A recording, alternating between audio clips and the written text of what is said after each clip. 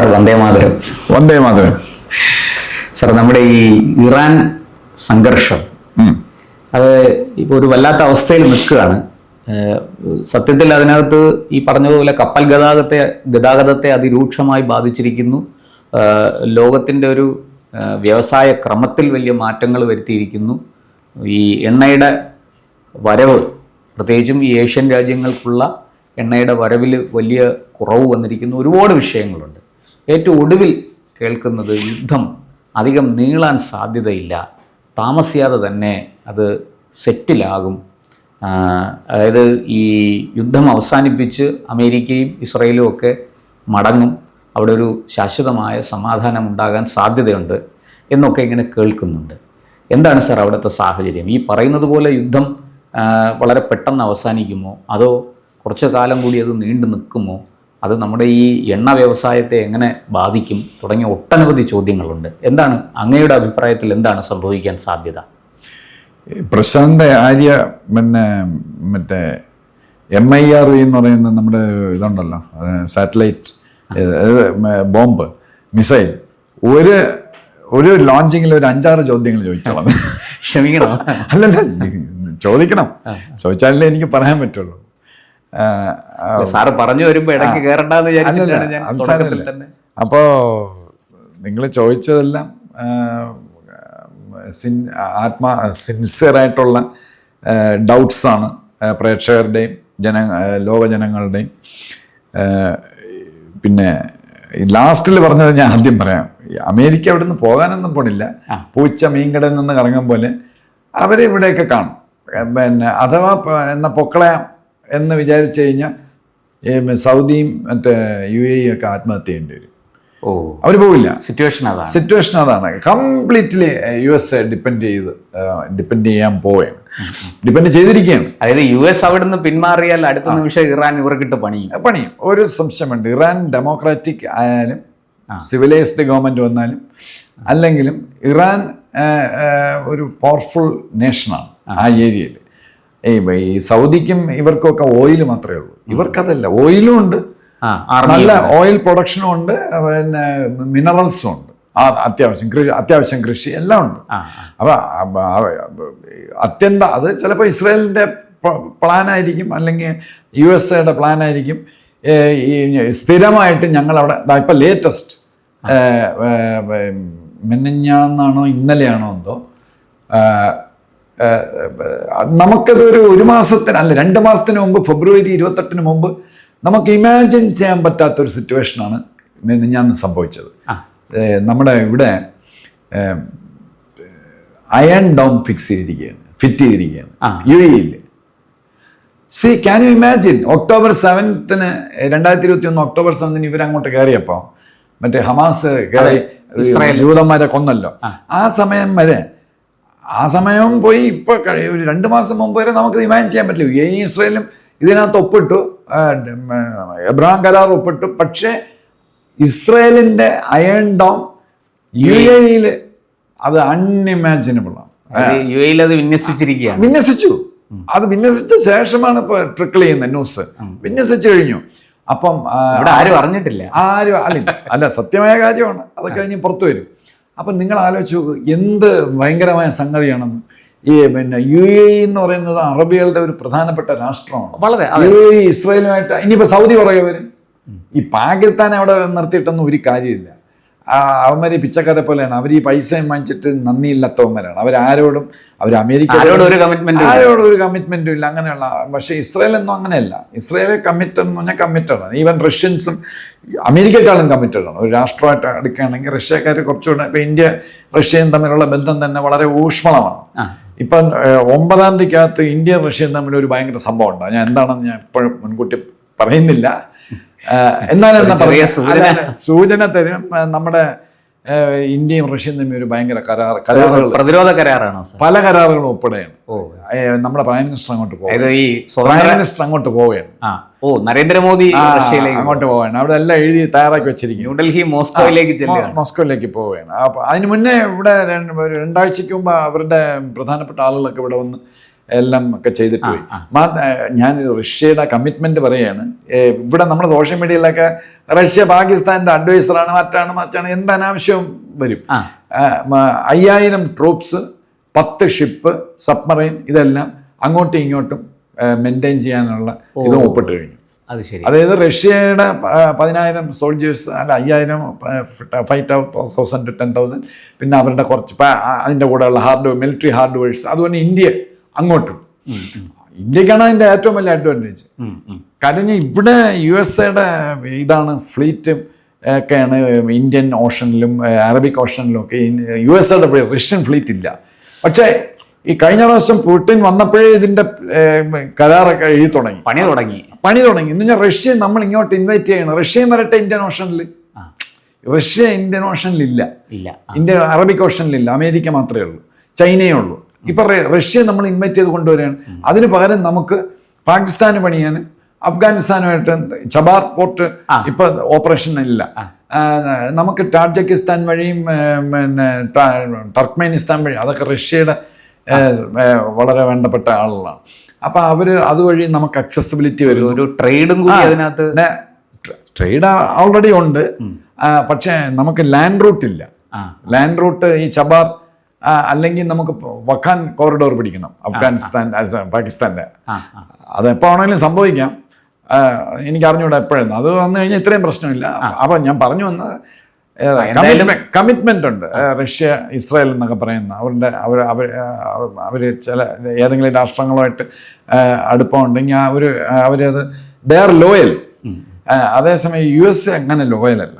USA business നല്ല business നടക്കണം, അതാണ്. പിന്നെ പ്രശാന്ത് ചോദിച്ച ആദ്യം അയൺ ഡോമിന്റെ കാര്യം കൂടി, അയൺ ഡോം ഫിറ്റ് ചെയ്തിരിക്കുകയാണ്. അപ്പൊ അയൺ ഡോം സൗദിയും കൂടെ ഫിറ്റ് ചെയ്ത് കഴിഞ്ഞാൽ കിളി പോയി, പാകിസ്ഥാന്റെയും ഇറാന്റെയും ഒക്കെ. കാര്യം എന്ന് പറഞ്ഞാൽ ഇന്നേ വരെ പാരഡൈം ഷിഫ്റ്റ് ആണ് വന്നിരിക്കുന്നത്. അറബികൾ പാലസ്റ്റൈൻ എന്ന് വിളിച്ച് ഇസ്രായേലിനെ തെറി വിളിച്ചോണ്ടിരുന്നത്, പാലസ്റ്റൈനൊക്കെ കളഞ്ഞ് നേരെ ഇസ്രായേൽ നമ്മ സ്വന്തം ആള്. അല്ലാതെ അവർക്കവിടെ ജീവിക്കാൻ പറ്റില്ല. അപ്പൊ ഈ തലക്കെട്ടുകാരൻ, ഇറാനിലിരിക്കുന്ന തലക്കെട്ടുകാരുടെ മണ്ട ശിരോമണികളാണ്. നമ്മൾക്ക് തലയ്ക്കാത്ത ആള് താമസമില്ല. നേരെ മറിച്ച് ഇറാൻ പിന്നെ 1979 ഷാ ഉണ്ടായിരുന്ന സമയത്ത്, ഞാൻ നേരത്തെ എപ്പിസോഡ് പറഞ്ഞിട്ടുണ്ട്, ഇസ്രായേലും ഇവരും കൂടെ ബാലിസ്റ്റിക് ഓപ്പറേഷൻ ഫ്ലവർ എന്ന് പറഞ്ഞ പ്രൊജക്റ്റാണ് അവർ ചെയ്തുകൊണ്ടിരുന്നത്. അവിടുന്ന് പോയാണ് ഇങ്ങനെ ഇറാൻ നശിച്ചു പോയി. ഇപ്പം മാർച്ച് ഏപ്രിൽ മാസം ശമ്പളം കൊടുത്തിട്ടില്ല ഇറാനിൽ, ശമ്പളം കൊടുത്തിട്ടില്ല. സാധനം ബ്രെഡും മറ്റൊന്നും വളരെ ഭയങ്കര ഇല്ല, സാധനം അവൈലബിൾ അല്ല, ഇലക്ട്രിസിറ്റി ഇല്ല. 2 ലൈറ്റ് ഇട്ടാൽ മതി എന്നാണ് പിന്നെ അവരുടെ പെഷാഷ്കൻ ആണെന്ന്. 2 ലൈറ്റ് ഇട്ടാൽ എന്തിനാ നിങ്ങളെല്ലാം ഒരുപാട് എല്ലാ ലൈറ്റും ഒക്കെ ഇടണം? ഭയങ്കര കഷ്ടമാണ്. എന്നാൽ അതേസമയം ഈ സൗദിയിലൊക്കെ ഇങ്ങനെ എന്തെങ്കിലുമൊക്കെ പ്രശ്നം വന്ന് അവർക്ക് കഷ്ടമെന്ന് പറഞ്ഞാൽ മനസ്സിലായി. എണ്ണ വയ്ക്കാൻ പറ്റിയില്ലെങ്കിൽ അവർ പെട്ടു. പക്ഷെ ഇറാൻ അങ്ങനെയല്ല. ഇറാൻ ഇപ്പൊ ഇന്ത്യ പോലെയുള്ള ഒരു രാഷ്ട്രമാണ്. അവർക്ക് നാച്ചുറൽ കൃഷിയും വ്യവസായവും എല്ലാ കാര്യങ്ങളും ഇന്ത്യയുടെ അത്ര ഇല്ല. എന്നാൽ അവർക്ക് അവരുടേതായ അവർക്കൊരു ഇൻഡിപെൻഡന്റ് ഇൻഡസ്ട്രിയൽ ഇൻഫ്രാസ്ട്രക്ചർ ഒക്കെ ഉണ്ട്. സ്റ്റീലാണ് അവരുടെ പ്രധാന പ്രൊഡക്ഷൻ. ഇപ്പൊ സ്റ്റീല് കച്ചവടം ഇല്ല. സ്റ്റീൽ ഒരുപാട് പൈസ ഉണ്ടാക്കുന്നുണ്ട്. പിന്നെ ഇതില്ല, ഓയിൽ കച്ചവടം ഇല്ല, ഒന്നുമില്ല. അപ്പൊ ഞാൻ പറഞ്ഞു വന്ന് ഈ നമ്മൾ ഇതിലേക്ക് വരെയാണ്. പ്രശാന്ത് ആദ്യം ചോദിച്ച ചോദ്യം, ഇതെങ്ങനെ ഈ വാർ കൺക്ലൂഡ് ചെയ്യും? എൻ്റെ ഒരു അനാലിസിസിൽ ചെറിയ വ്യത്യാസമേ വരുള്ളൂ. നമ്പർ ഓഫ് ഡേയ്സ്, ഇത് within how many days Iran will Neil down before USA എന്നുള്ളത് ഞാൻ പറയുന്നത് ഇപ്പോൾ 15 ദിവസമാണ്. ഇതെന്താണെന്ന് പറഞ്ഞു കഴിഞ്ഞാൽ, ഒരു ഏൻഷ്യൻ ടെക്നിക്ക്, പുരാതന കാലം മുതലേ പയറ്റി തെളിഞ്ഞ ഒരു ഏൻഷ്യൻ ടെക്നിക്ക് അമേരിക്ക ഇറക്കിയിരിക്കുകയാണ്. എല്ലാവരും വിചാരിച്ച് ഇപ്പം കയറി ബോംബെയും പിടിക്കും, അങ്ങനെയൊന്നും അല്ല സംഭവിക്കാൻ പോണത്. അത് വന്നു കഴിഞ്ഞു. അതായത് ഇറാൻ വീണ്ടും മണ്ടത്തരമാണ് കാണിക്കുന്നത്. ഇറാൻ ഹോർമിസ് കടലെടുക്ക് ബ്ലോക്ക് ചെയ്യോ, ഭയങ്കര ഇത് ലോകത്തെല്ലാം പ്രശ്നമാണ്. ലോകത്തെ 20% ഓയിലേ അതുവഴി പോകുന്നുള്ളൂ. ചൈനയ്ക്കാണ് പ്രശ്നമായത്. 80% ഓയിലാണ് ഇവിടുന്ന് വന്നു പറഞ്ഞത്. ഇന്ത്യക്ക് പോലും പ്രശ്നമില്ല. ഇന്ത്യ 41 രാഷ്ട്രങ്ങളിൽ ആയിട്ട് ഓയിൽ കൊണ്ടുവരണ കരാർ ഒപ്പിട്ട്, ഇൻക്ലൂഡിങ് അമേരിക്ക. നമ്മളത് 6 മാസം മുമ്പേ കരാർ ഒപ്പിട്ടു. ഇന്ത്യക്ക് പോലും അത്രയും പ്രശ്നമില്ല. നമുക്ക് ഇറാനിൽ നിന്ന് ഓയിൽ കിട്ടില്ല എന്നേ ഉള്ളൂ. അപ്പോൾ അതേസമയം ഇറാൻ അങ്ങനെയല്ല. ഇറാന് 7 രാഷ്ട്രങ്ങളുണ്ട് ഇറാൻ്റെ ബോർഡറിൽ, 7 നേഷൻസ്. അപ്പോൾ ഈ അസർബൈജാൻ, പ്രമുഖ Azerbaijan, Pakistan, China, Afghanistan, Turkey, ഇങ്ങനെ എല്ലാം കൂടെ 7 രാഷ്ട്രങ്ങളുണ്ട്. പിന്നെ അർമേനിയ 6, പിന്നെ ഒരു രാഷ്ട്രം കൂടെ. അങ്ങനെ 7 രാഷ്ട്രങ്ങളുമായിട്ട് ഇവർക്ക് ബോർഡർ ഡിസ്പ്യൂട്ട്. ആ ബോർഡറിൽ കൂടെ ഒന്നും വരുന്നില്ല. ടർക്കിക്ക് ഭയങ്കര സന്തോഷമുണ്ട്. ഇറാൻ തൊലഞ്ഞു പോയാൽ പിന്നെ സൗദിയും ടർക്കിയേ ഉള്ളൂ ആ ഏരിയയിൽ ഡോമിനൻ്റ്. അപ്പം ഈ ഇറാൻ തൊലഞ്ഞു പോയ മറ്റേ ശ്രീനിവാസൻ്റെ മറ്റേ സിനിമയിൽ അച്ചാ പോവല്ലെന്ന് ടർക്കി പറയും, ഇറാൻ തുടരുത്. പക്ഷേ ഒന്നും ചെയ്യില്ല, അമേരിക്കയ്ക്ക് എതിർക്കാൻ ടർക്കി ഒന്നും ചെയ്യില്ല. അപ്പം അതുവഴി ഒന്നും വരില്ല. ലാൻഡ് വഴി സാധനങ്ങൾ വേണ്ട, കൺസ്യൂമർ ഗുഡ്സ് ഒന്നും വരുന്നില്ല. അസർബൈജാൻ ശത്രുവാണ്. അസർബൈജാൻ ഇറാനുമായിട്ട് അവർ ഷിയാക്കളാണെങ്കിലും ഇവരുമായിട്ട് അസർബൈജാൻ ഇസ്രായേലിൻ്റെ സ്വന്തം ആളാണ്. അപ്പോൾ ഒരിടത്തൊന്നും വരുന്നില്ല. അപ്പോൾ പിന്നെ എങ്ങനെ വരും? കപ്പൽ വഴിയേ വരുള്ളൂ. അപ്പം ഞാൻ പറഞ്ഞത് ഏൻഷ്യൻ ടെക്നിക്കിലേക്ക് വരികയാണ്. ലോകത്തിലെ പിന്നെ ചരിത്രം റെക്കോർഡ് ചെയ്ത് 1200 BC-യിൽ, റഫ്ലി 1200 BC-യിൽ ഗ്രീസും ട്രോയും തമ്മിലുള്ള യുദ്ധം. ബാക്കി നിങ്ങൾക്ക് അറിയാമല്ലോ, മറ്റേ പാരീസിനെയും ഹെലനെയും കൊണ്ടുപോയതുമല്ല. അപ്പൊ അത് അന്ന് ഗ്രീസ് ഉപരോധം ഏർപ്പെടുത്തി, ബിസീജ് എന്നാണ് ഇംഗ്ലീഷ് പറയുന്നത്, ബിസീജ്, ട്രോയ്ക്കെതിരായിട്ട്. അങ്ങനെ 10 വർഷം ഉണ്ടായിരുന്നു. അതിലെ ലാസ്റ്റിലാണ് മറ്റേ കുതിര ഇറക്കിയതും ട്രോജൻ കുതിര ഇറക്കിയതും ഒക്കെ. അപ്പൊ അതാണ് അത്. പിന്നെ ഇലിയഡ് വഴി ഹോമർ എഴുതി. അങ്ങനെയാണ് നമ്മളിതിനെ പഠിക്കുന്നത്. അത് കഴിഞ്ഞിട്ട് ഒരു വലിയൊരു മേജർ വേൾഡ് വാർ പോലെ ഷിഫ്റ്റ് വന്ന ഒരു സംഭവമാണ് 1453 കോൺസ്റ്റാന്റിനോപ്പിള് പിന്നെ ബെസാന്റിയൻ എംപററെ 1000 വർഷം പഴക്കമുള്ള ബെസാന്റിയൻ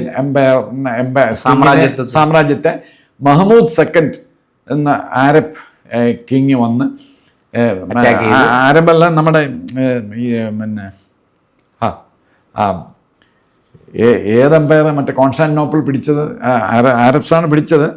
പക്ഷെ അതിന് എംപയറിൻ്റെ പേര് ഞാൻ മറന്നുപോയല്ലോ. 1950 ഫസ്റ്റ് വേൾഡ് വാർ തീർന്നപ്പോഴാണ് താഴെ പോയത് ആ എംപയർ. മറ്റേ മുസ്ലിം എംപയർ കോൺസ്റ്റാന്റിനോപ്പിൾ പിടിച്ച ഇവരാണോ സാർ? ഈ ഖലീഫയാണോ? ഖലീഫ തന്നെ. പക്ഷേ അതിനൊരു ആ എംപയറിന് പേരുണ്ട്, വളരെ ഫെമിലിയർ ആയിട്ടുള്ള പേരാണ്. പോട്ടെ, അത് പക്ഷേ മനസ്സിലാവും. 1453 53 ദിവസം ഇവർ പീരങ്കി, അന്ന് ഗൺ പൗഡർ ഉപയോഗിച്ച പീരങ്കിയില്ല. ബൈസന്റിയൻ എംപയറിനും പീരങ്കിയില്ല. ഇവർ പീരങ്കി വെച്ചിട്ട് മഹമ്മൂദ് 53 ദിവസം ബിസീജ് ചെയ്തു. നോ അറ്റാക്ക്, ഉപരോധം, സ്റ്റാർവിങ്, നോ അറ്റാക്ക്. 51 ദിവസത്തിൽ അവർ കംപ്ലീറ്റ് ബിസീജ് ചെയ്ത് അവർ തോറ്റുപോയി. അവർ പട്ടിണി കിടന്ന ആളുകൾ മരിച്ചു. അത് കഴിഞ്ഞാൽ പിന്നെ വരുന്നത് 1940 അല്ല, അത് കഴിഞ്ഞാൽ AD 70-ൽ നമ്പർ 2 ഉപരോധം ഭയങ്കര ലോകത്തിൽ ഉണ്ടായ ഇത്. നമ്പർ 1 റഷ്യയിലാണ്, അത് പിന്നെ പറയാം. നമ്പർ 2 എന്ന് പറയുന്നത് AD 70-ൽ ടൈറ്റസ് എന്ന റോമൻ ജനറലിൻ്റെ നേതൃത്വത്തിൽ ജെറുസലേം ഉപരോധിച്ചു. അതും എനിക്ക് എത്ര ഒരുപാട് ദിവസം ഞാൻ മറന്നു എത്ര ദിവസം ഉപരോധിച്ചു. ഇതാണ് നോട്ട് അറ്റാക്ക്, പിന്നെ സ്റ്റാർ ആയുധമെടുത്തുള്ള പോരാട്ടം. അതില്ല, അത് പിന്നെ അവസാനം ഇടിച്ച് നിരത്തി. പക്ഷെ ഇവർ വിഴണ്ടേ, ഇവർ പക്ഷെ ഫൈറ്റ് ചെയ്ത് നിന്നു പിന്നെ ഈ ജ്യൂസ്. അപ്പം എന്നിട്ട് അവരുടെ സെക്കൻഡ് ടെമ്പിളിനെ ഇടിച്ച് നിരത്തി. എന്നിട്ട് ആ സെക്കൻഡ് ടെമ്പിളെല്ലാം പൊക്കി റോമിൽ കൊണ്ട് ഇപ്പോഴും വെച്ചിട്ടുണ്ട് സെക്കൻഡ് ടെമ്പിളിൻ്റെ റെലിക്സ് ഒക്കെ. അപ്പം അത് അവരുടെ മോർണിംഗ് ആണ്. അതാണ് ഈ സെക്കൻഡ് വാളിലാണ് പോയി ജൂതന്മാരിങ്ങനെ തല വെച്ച് മുട്ടിച്ച് പ്രാർത്ഥിക്കുന്നത്. അത് ഇവരിടിച്ചാണ് AD 70. അത് ഉപരോധം വഴിയാണ്, ബിസീച്ച്. അവർ മുട്ടുകുത്തി, അവസാനം മുട്ടുകുത്തെല്ലാം നശിപ്പിച്ചു അവർ.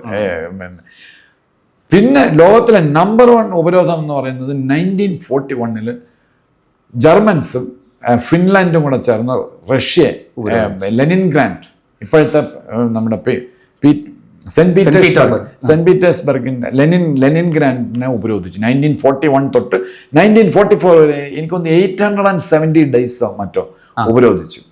അപ്പൊ ഹിറ്റ്ലറിന്റെ ഓർഡർ എന്ന് പറയുന്നത് സ്റ്റാർ ഡോണ്ട് അറ്റാക്ക്, പട്ടിണിക്കിടുക. അങ്ങനെ 2.5 ലക്ഷം 3 ലക്ഷം അല്ല 2.5 മില്യൺ, ലക്ഷമല്ല 25 ലക്ഷം ആളുകൾ മരിച്ചു. റഷ്യക്കാരും അതിനകത്ത് ജർമ്മൻസും ഒക്കെ ഉണ്ട്, കൂടുതലും റഷ്യക്കാരാണ്. അതേ ടെക്നിക്കാണ് ഇപ്പൊ അമേരിക്ക ഇറാനെതിരായിട്ട് ചെയ്യണം. കാര്യം എന്ന് പറഞ്ഞാൽ ഒമാന്റെ അപ്പുറത്ത് അല്ലെ, ഒമാന്റെ സുയസ് അല്ലെ നമ്മുടെ ഹോർമിസ് സ്ട്രൈറ്റിലെ ഇറാന്റെ കൂടെ ചേർന്നുള്ള ഭാഗം അവര് ഇവിടെ ഞാൻ ബ്ലോക്കഡ് ആണ്, കപ്പെന്താ പൈസ താണ എന്ന് പറഞ്ഞ് അവര് ചെക്ക് ചെയ്തു. അപ്പൊ അമേരിക്ക പറഞ്ഞു ഓക്കെ നീ ചെക്ക് ചെയ്തോ, അവിടെ നിൽക്കട്ടെ. ഒരുപക്ഷെ ഇസ്രായേലായിരിക്കും പറഞ്ഞു കൊടുക്കുന്നത്. ജെറുസലേം AD 70 ചെയ്തത് അവരൊരിക്കലും മറക്കില്ലല്ലോ, അവരായിരിക്കാം ചിലപ്പോൾ സജസ്റ്റ് ചെയ്ത് കൊടുത്തത്. അപ്പോൾ അമേരിക്ക എന്ത് ചെയ്ത് ഒമാൻ്റെ ഇപ്പുറത്തെ സമയത്ത് ഒമാൻ്റെ വാട്ടേഴ്സിന് അമേരിക്ക കപ്പലിട്ടുകൊണ്ട് നിൽക്കുകയാണ്. അതും പിന്നെ അറേബ്യൻ സീയിലും ഇന്ത്യൻ ഓഷനിലും അമേരിക്ക വാർഷിപ്പുമായിട്ട് 3 എയർക്രാഫ്റ്റ് കരിയറും പിന്നെ 11 ഡിസ്ട്രോയേഴ്സും എല്ലാം ആയിട്ട് നിൽക്കുകയാണ്. ഒറ്റ കപ്പൽ അങ്ങോട്ടും കൊണ്ട്, ഒറ്റ കപ്പൽ ഇങ്ങോട്ടും വരണ്ട. പിന്നെ എങ്ങനെ കഴിക്കും, ആഹാരം കഴിക്കും? ഇറാനികൾക്ക് പ്രധാനമാണ് അരി ഇന്ത്യയിൽ നിന്ന് പോകണം. വീറ്റ് മാത്രമേ അവർക്കുള്ളൂ, അരിയൊന്നും അവിടെ കൃഷി ഒന്നും ഇല്ല. അല്ല, ഇന്ത്യയിൽ നിന്നാണ് ഒന്നും വരുന്നില്ല, ഒന്നും അങ്ങോട്ടും പോകുന്നില്ല ഇങ്ങോട്ടും വരുന്നില്ല. ബെസ്റ്റ് ടെക്നിക്കല്ലേ, എന്തോ ചെയ്യും? ഞാൻ പറഞ്ഞില്ലേ ഇപ്പൊ ശമ്പളം കൊടുക്കുന്നില്ല മാർച്ച് ഏപ്രിൽ. അപ്പോൾ ഇറാൻ മുട്ടുകുത്താതെ പിന്നെ എന്ത് ചെയ്യും? ഇറാൻ കയറി അമേരിക്ക ആക്രമിക്കാനുള്ള പവറുമില്ല. അതുകൊണ്ടാണ് പറഞ്ഞത് ഞങ്ങൾ ദുബായ് സീസ് ചെയ്യുന്നു. ഇപ്പൊ പറഞ്ഞിട്ടുണ്ട് ഒരാഴ്ചക്കകത്ത്.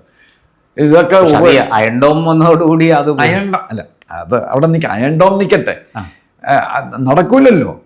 പിന്നെ ഇനിയിപ്പോൾ 50% മിസൈൽസ് അവരുടെ കയ്യിലുള്ളൂ, പിന്നെ കുറച്ച് ഡ്രോൺസും ഉണ്ട്, വേറെ ഒന്നും ഇല്ല അവരുടെ കയ്യിൽ.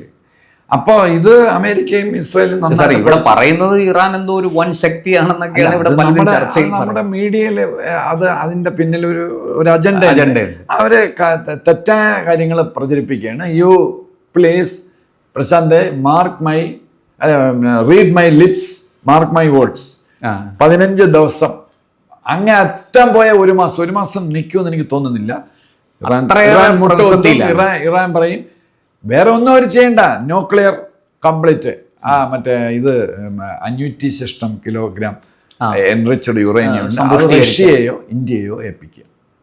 അതായിരിക്കും വരാൻ പോകുന്നത്. അതിനെ പിന്നെ